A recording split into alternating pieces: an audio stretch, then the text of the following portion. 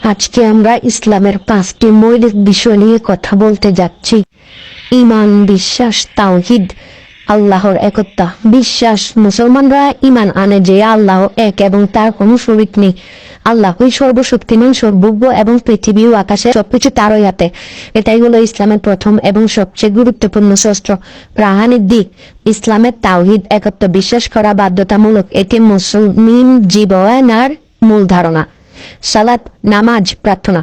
নামাজ হলো ইসলামের দ্বিতীয় শস্ত্র, যা প্রতিদিন 5 বার নির্দিষ্ট সময় আল্লাহর প্রতি প্রার্থনা। এটি মুসলিমদের আধ্যাত্মিক জীবন ও সম্পর্কের জন্য অত্যন্ত গুরুত্বপূর্ণ। সালাহ মুসলমানদের ঐক্য তৈরি করে এবং তাদের আল্লাহর সঙ্গে সংযুক্ত রাখে। নামাজের সময় ফজর, জোহর, আসর, মাগরিব, ঈশা।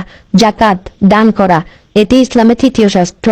মুসলমানরা তাদের সম্পদের একটি নির্দিষ্ট অংশ গরিব ও অসহায়দের সাহায্যের হিসেবে প্রদান করে। জাকাতের মাধ্যমে সমাজের সমতা, ন্যায় বিচার ও সহানুভূতি বৃদ্ধি পায়। দান, জাকাতের পরিমাণ সাধারণত 2.5% হয় এবং এটি বছরে একবার দিতে হয়। রোজা, উপবাস, সাওম। রোজা হলো ইসলামের চতুর্থ শাস্ত্র। রমজান মাসে সেহরি থেকে ইফতার পর্যন্ত সারাদিন খাবার ও পানীয় ত্যাগ বিরত থাকা।